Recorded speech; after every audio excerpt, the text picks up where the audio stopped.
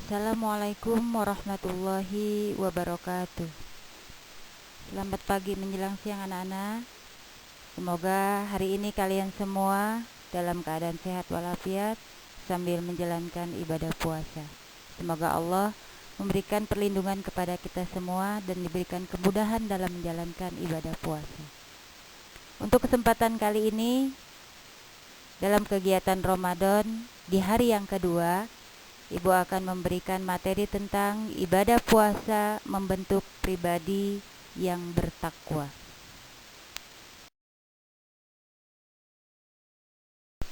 Pertama, Ibu akan membahas tentang pengertian puasa. Puasa menurut bahasa berasal dari kata saumu, yang artinya menahan diri dari segala sesuatu. Sedangkan menurut istilah, pengertian puasa adalah menahan diri dari segala sesuatu yang membatalkan puasa, mulai dari terbit fajar hingga terbenamnya matahari dengan niat dan syarat-syarat tertentu. Selanjutnya, hukum ibadah puasa. Hukum puasa itu terbagi dua. Yang pertama yang hukumnya wajib, yang kedua yang hukumnya sunnah. Ibadah puasa yang hukumnya wajib diantaranya pertama puasa 1 bulan di bulan Ramadan. Yang kedua puasa qada atau puasa mengganti puasa yang kita tinggalkan di bulan Ramadan. Yang kedua puasa kafarat. Yang keempat puasa nazar, yaitu puasa yang kita sengaja berjanji kepada Allah untuk beribadah, untuk berpuasa. Kemudian yang kedua puasa sunnah, diantaranya misalnya puasa Syawal, puasa Arafah dan Tarwiyah, puasa hari Senin dan Kamis, puasa Ayyamul Bid, puasa Nabi Daud, dan lain sebagainya.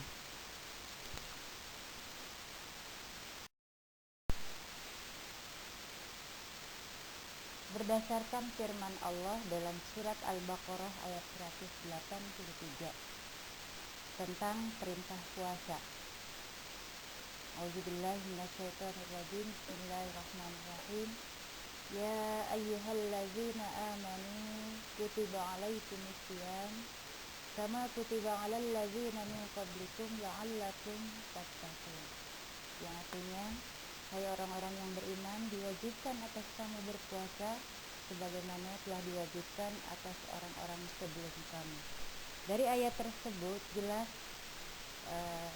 kita bisa memahami bahwa puasa di bulan Ramadan hukumnya wajib bagi setiap orang yang beriman kepada Allah Subhanahu wa taala sebagai bukti ketakwaan kita kepada Allah Subhanahu wa taala.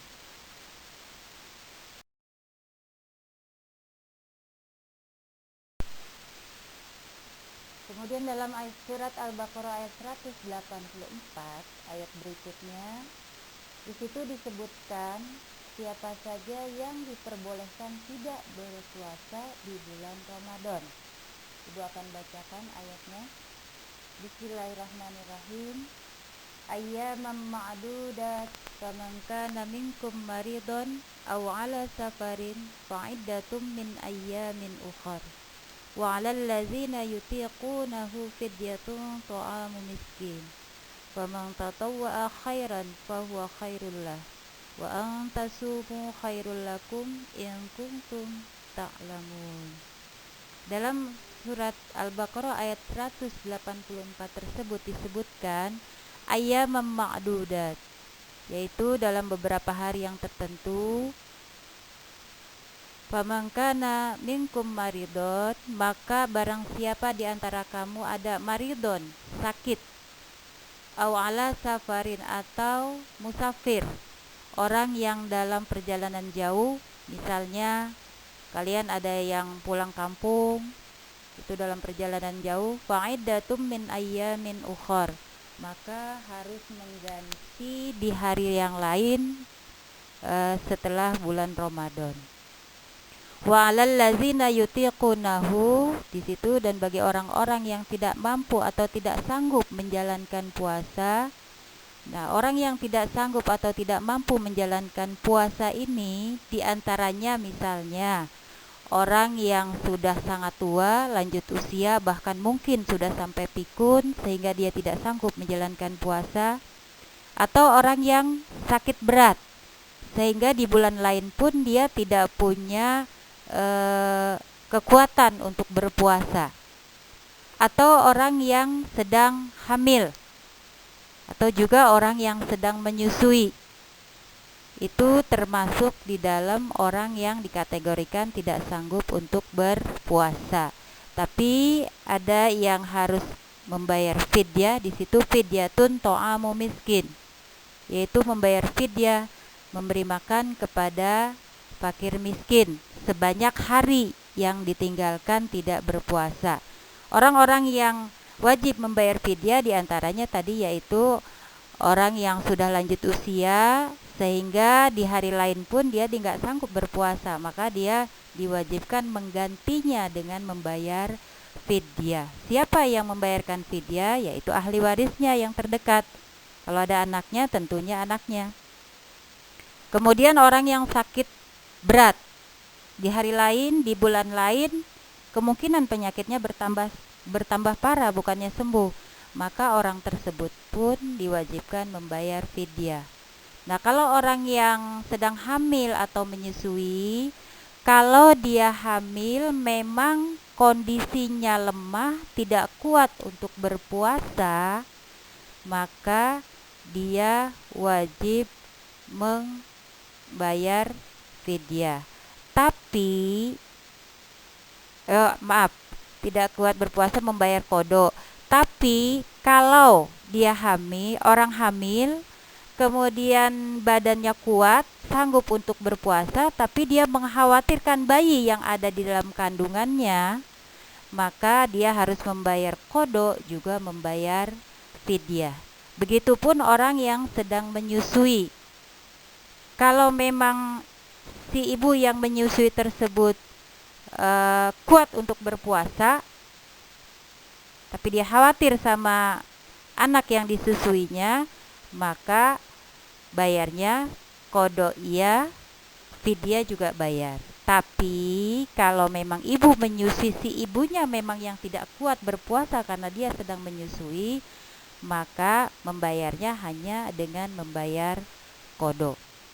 Fidyah itu dengan apa cara yang membayarnya? Yaitu memberikan makan fakir miskin setiap hari di saat bulan Ramadan dia tidak berpuasa. Kemudian faman tatawwa khairan fahuwa khairul lahu. Kalau dia sanggup, masih lanjutan yang tadi, fidyatun ta'amu miskin, membayar fidyah satu hari satu orang miskin. Faman tatawwa khairan fahuwa khairul lahu. Tapi kalau dia ingin memberikan lebih dari satu orang fakir miskin, misalnya satu hari dia tidak puasa, harusnya diwajibkannya membayarnya satu orang fakir miskin. Tapi kalau dia punya rizki yang lebih dari Allah, kemudian dia ingin memberikan makan satu hari itu 2 orang fakir miskin, atau 3 orang, atau 4 orang, 5 orang, dan seterusnya, di mata Allah itu jauh lebih baik. Wa antasumu khairul lakum. Nih, di akhir ayat ini Allah menegaskan wa antasumu khairul lakum in kuntum ta'lamun. Walaupun di atas Allah sudah memberikan rukhsah atau keringanan, boleh tidak berpuasa bagi orang yang sakit, musafir, kemudian orang yang hamil, orang yang sedang menyusui, boleh tidak berpuasa. Tapi wa antasumu, jika dia kuat sanggup untuk berpuasa, khairul lakum, maka itu jauh lebih bagus buat dia. In kuntum ta'lamun, jika kamu mengetahui. Artinya apa? Artinya apa? Begini, Allah sudah memberikan keringanan, boleh tidak berpuasa, tapi karena kecintaannya kepada Allah, ketaatannya kepada Allah, dia tetap, saya sanggup, saya bisa, walaupun udah dikasih keringanan, tetap dia puasa. maka ini adalah bukti kecintaan dan ketakwaan kita kepada Allah, maka Allah pun akan lebih cinta kepada kita, Allah akan lebih sayang kepada kita. Contoh misalnya kamu mau pulang kampung, 1,5 hari baru sampai, boleh tidak puasa di perjalanan, tapi kamu tetap, saya akan tetap puasa, saya kuat insya Allah gitu. Saya nggak mau ninggalin puasa. Di mata Allah nilainya jauh lebih baik, karena Allah melihat betapa cinta dan betapa bertakwanya hambaku kepadaku.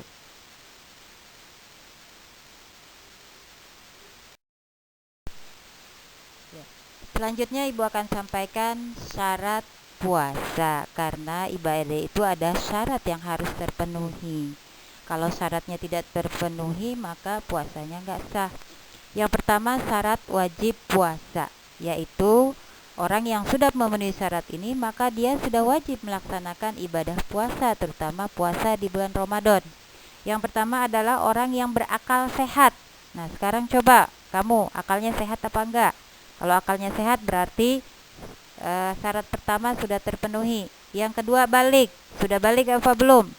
Bagi laki-laki, perempuan, walaupun belum mens, tapi kalau umurnya sudah 12 tahun, 13 tahun, itu berarti sudah balik dari segi umur.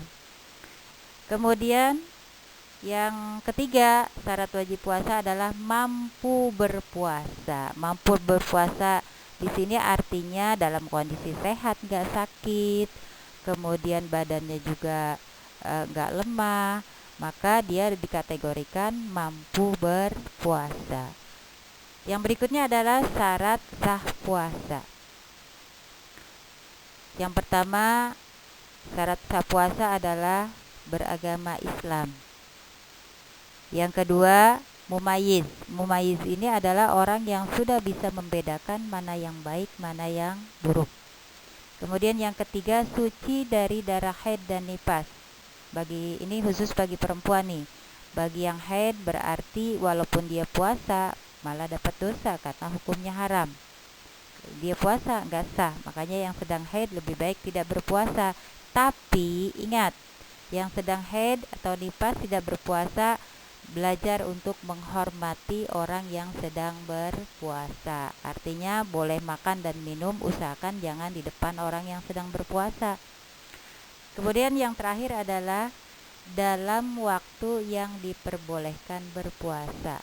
Jadi puasa itu waktunya ditentukan mulai dari imsak, terbit fajar, bukan mulai dari imsak, mulai dari terbit fajar, azan subuh, sampai terbenamnya matahari atau azan maghrib. Tapi di luar waktu itu tidak diperbolehkan berpuasa. Saking kuatnya, misalnya saya mau buka isya aja baru buka, gak boleh, karena harus dalam waktu yang diperbolehkan berpuasa. Ya. Selanjutnya adalah rukun puasa. Yang namanya rukun dalam ibadah itu harus dikerjakan. Kalau rukunnya tidak dikerjakan, maka puasanya tidak sah. Rukun puasa cuma ada 2. Yang pertama adalah niat berpuasa. Ibu yakin kalian itu semuanya udah tahu niat puasa. Ibu juga sudah memberikan niat puasa. Jadi niat puasa itu dibaca atau diucapkan setiap malam atau setiap kalian habis sahur, yang penting belum azan subuh. Kalau niat puasa tidak niat, maka puasanya enggak sah, karena ibadah apapun tanpa diawali dengan niat, ibadahnya tidak sah. Nah, ini niat puasa Ramadan.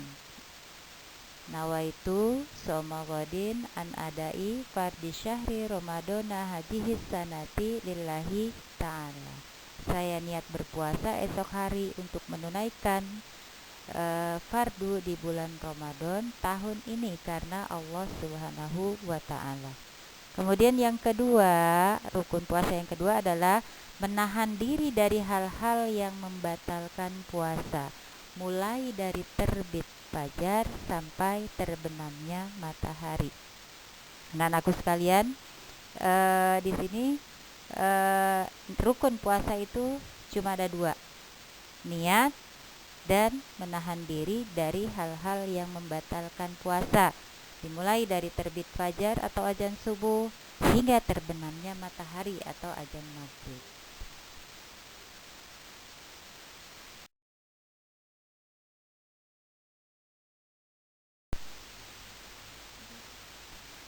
Selanjutnya Ibu akan menjelaskan tentang hal-hal apa saja yang bisa membatalkan puasa.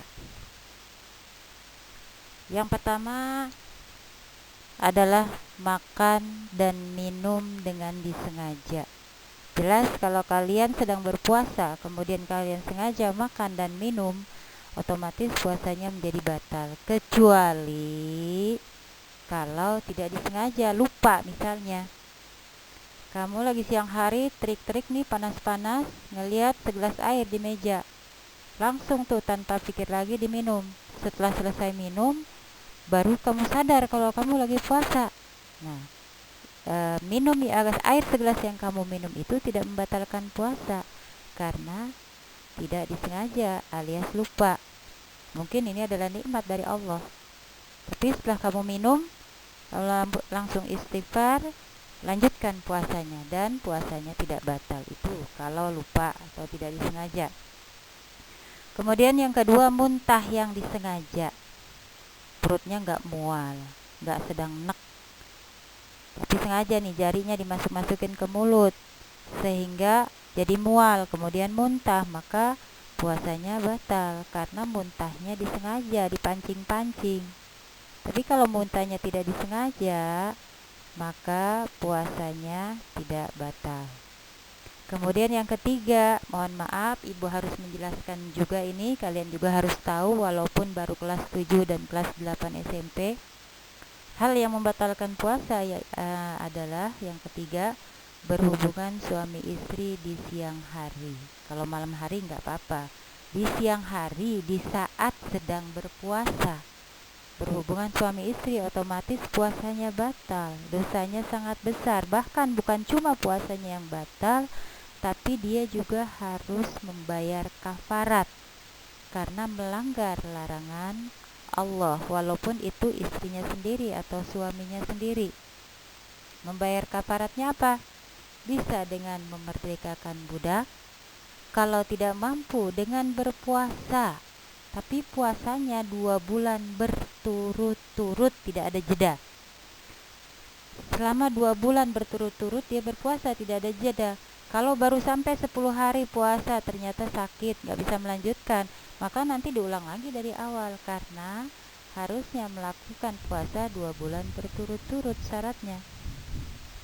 Melaksanakan puasa 2 bulan berturut-turut nggak sanggup juga, yaitu pilihan ketiga, yaitu memberi makan 60 orang fakir miskin, setara dengan puasa 2 bulan berturut-turut.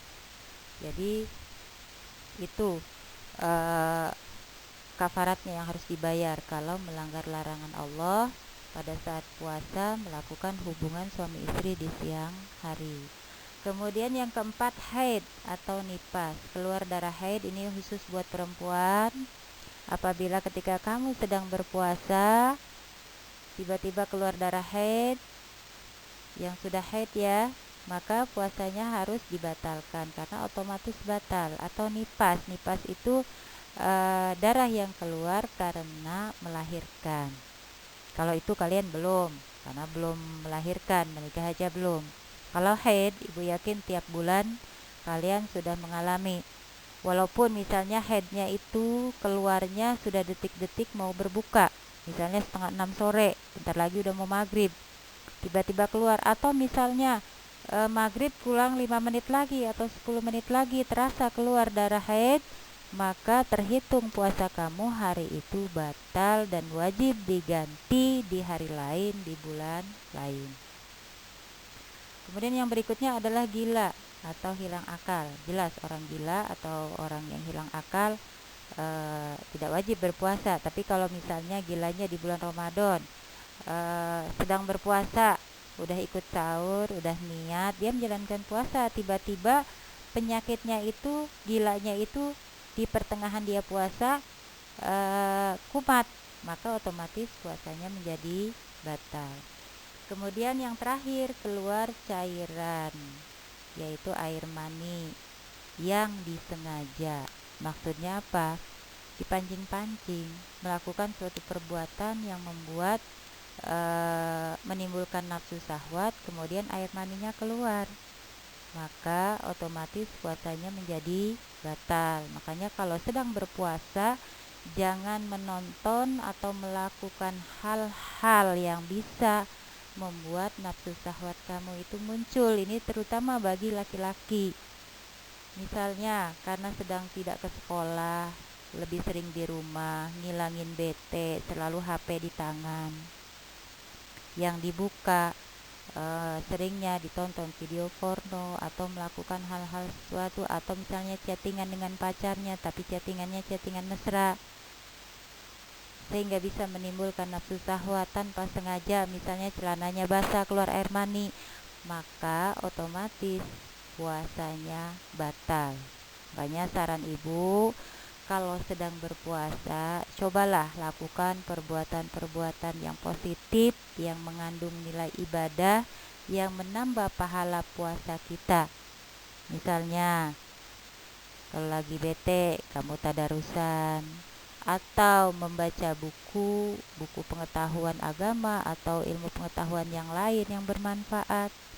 Atau yang perempuan misalnya membantu orang tuanya menyiapkan masak untuk berbuka.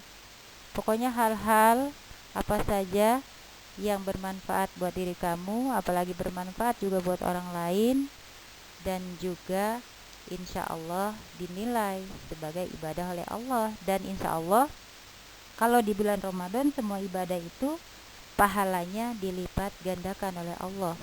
Misalnya kamu baca Al-Quran satu ayat, ini misal, kalau di bulan lain pahalanya satu, insya Allah kalau di bulan Ramadan pahalanya lebih dari satu, karena dilipat gandakan 10 kali lipat oleh Allah. 1:10, coba bayangkan. Nah, makanya daripada melakukan hal-hal yang tidak bermanfaat, lebih baik diisi dengan hal-hal yang bermanfaat, apalagi perbuatan-perbuatan yang bisa membatalkan puasa. Nah, selain hal-hal yang membatalkan puasa, ada lagi hal-hal yang membatalkan pahala puasa. Kalau yang membatalkan puasa, puasanya jadi batal kalau dilakukan. Tapi kalau membatalkan pahala puasa, puasanya nggak batal, tapi pahala puasanya yang hilang. Nah, rugi kan? Kita sudah menahan makan, minum, menahan dari sejak terbit fajar sampai terbenam matahari atau waktu maghrib. Tapi ternyata pas berbuka yang kita dapatkan cuma lapar dan haus, pahalanya nggak ada, hilang. Batal pahala puasanya. Di mata Allah nilainya 0 puasa kita. Karena apa? Karena kita melakukan hal-hal yang dilarang oleh Allah, hal-hal yang menimbulkan perbuatan dosa. Contoh misalnya, yang suka gibah di medsos. Kalau gibah langsung sekarang mungkin gak ada kesempatan karena udah gak bisa bertemu bebas kayak dulu-dulu. Tapi biasanya di medsos, baik lewat WA, lewat Twitter, lewat Facebook, lewat IG, dan lain sebagainya, ngegibah, memfitnah orang, dan lain sebagainya, atau menimbulkan amarah pada orang lain. Gak bisa menahan lisan kita, gak bisa menahan amarah kita, itu juga akan menimbulkan dosa. Kalau ibu ibaratkan misalnya nih, kamu puasa satu hari, Allah kasih nilai 10 misalnya pahalanya. Tapi ketika kamu puasa, kamu juga melakukan perbuatan yang dilarang, misalnya ngegibah, ngomongin orang, nyakitin orang, membuat orang lain sakit hati, dan lain sebagainya misalnya. Nah, ngegibah itu dosanya 10 juga. Maka pahala puasa pahala puasa kamu itu hilang, habis untuk menutupi dosa gibah yang kamu lakukan. Masih mending kalau itu seri-seri. Tapi kalau misalnya dosa yang kamu lakukan melebihi pahala puasa kamu, maka bukannya dapat bukan seri-seri doang, bukan dapat pahala, tapi malah minus yang kamu dapat. Betapa meruginya kalau seperti itu. Makanya di bulan Ramadan, dikala kita menjalankan ibadah puasa, oleh Allah dikasih sehat, oleh Allah dikasih rizki, masih bisa makan ketika berbuka, makan enak. Allah masih kasih waktu luang, bahkan sangat luang karena kita nggak perlu kemana-mana, cukup di rumah saja. Maka manfaatkan itu dengan baik. Jangan sampai kita melakukan hal-hal yang bisa membatalkan ibadah, bahkan hal-hal yang bisa membatalkan pahala puasa kita. Semoga puasa yang kita lakukan mendapat imbalan pahala yang berlipat ganda oleh Allah Subhanahu wa ta'ala. Amin ya rabbal alamin.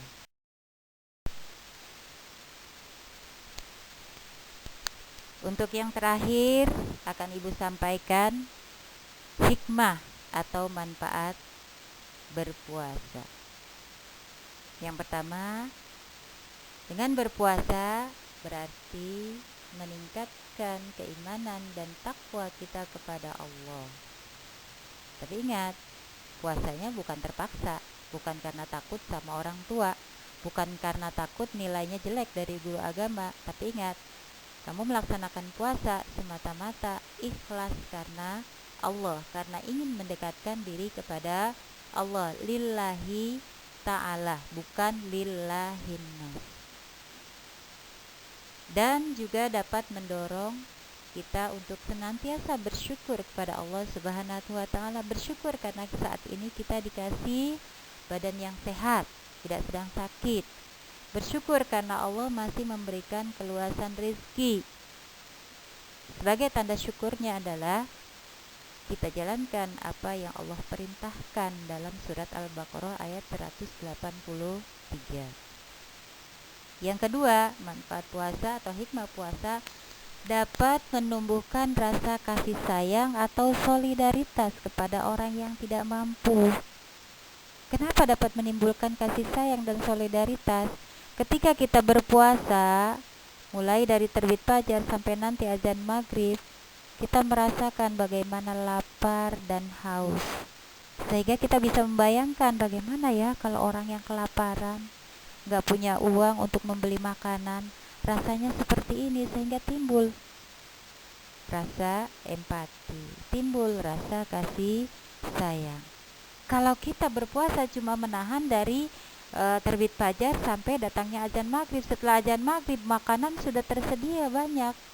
Menjelang azan maghrib kita senang karena ada harapan yang akan kita makan banyak. Justru ketika sedang buka biasanya justru makanannya jauh lebih banyak, lebih enak-enak ketimbang hari-hari biasa, sehingga ada yang kita nanti untuk kita makan. Tapi bayangkan kalau orang yang nggak mampu untuk membeli makanan, udah menahan lapar dan haus begitu lama, tapi dia juga nggak punya harapan akan makan, kapan dia akan bisa makan. Sehingga dengan merasakan itu timbul rasa kasih sayang kita atau rasa solidaritas kita atau rasa empati kita kepada orang yang tidak mampu, sehingga kita bisa tergugah untuk berbagi. Kemudian yang ketiga adalah melatih dan mendidik kesabaran dalam kehidupan sehari-hari. Puasa itu bisa mendidik kesabaran, melatih kita untuk menjadi orang yang sabar. Sabar menahan diri dari makan dan minum, dan juga sabar menahan diri dari hawa nafsu. Nafsu untuk marah, nafsu untuk ngomongin orang, nafsu untuk ngegibah, nafsu untuk melakukan hal-hal yang tidak baik.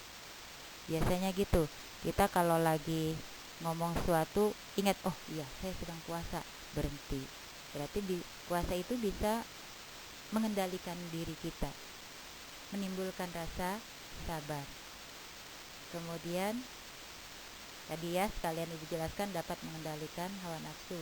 Kemudian melatih diri untuk bersifat sidik. Sidik itu artinya jujur atau benar.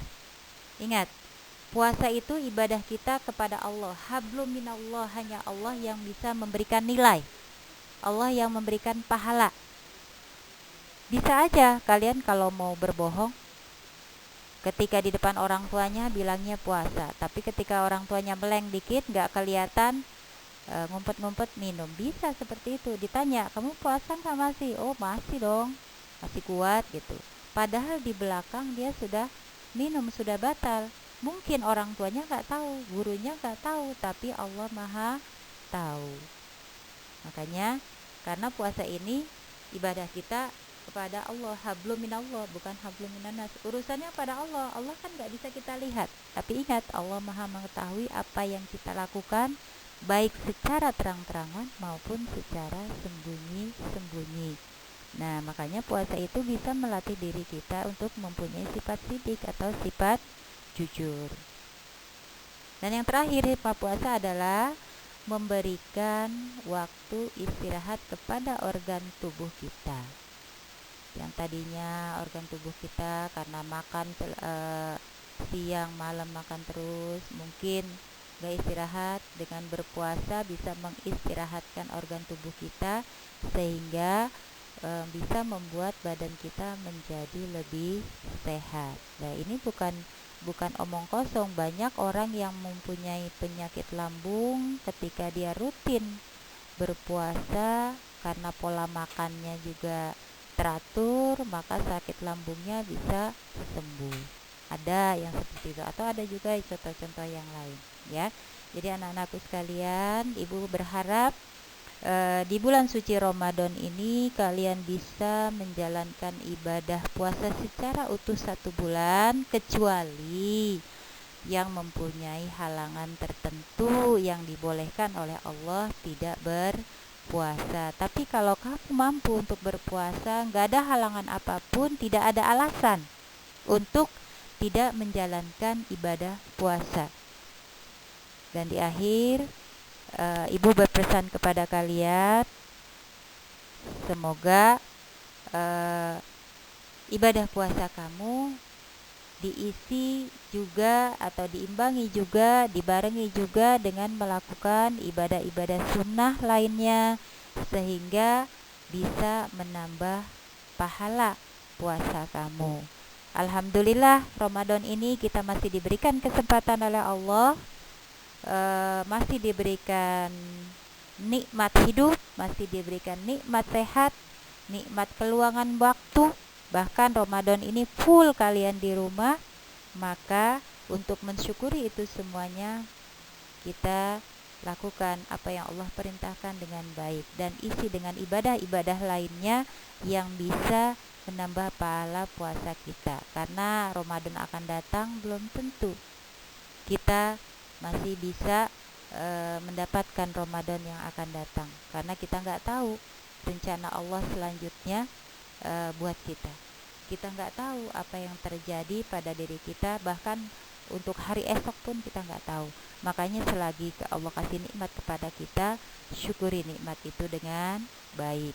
Kalau yang tidak bisa melaksanakan ibadah tarawih di masjid karena kondisinya sedang tidak memungkinkan, bisa dilakukan di rumah berjamaah dengan keluarga, atau kalau tidak berjamaah dengan keluarga, melakukan sendiri juga bisa. Karena Allah Maha tahu kondisi yang terjadi. Yang penting niatnya adalah kita melakukan ibadah karena takwa kita kepada Allah, karena cinta kita kepada Allah. Mungkin hanya itu yang ibu sampaikan. Mudah-mudahan kalian bisa memahami. Kemudian nanti tolong pertanyaan-pertanyaan yang diberikan dijawab dan langsung dikirim jawabannya. Terima kasih. Ibu akhiri dengan Assalamualaikum warahmatullahi wabarakatuh.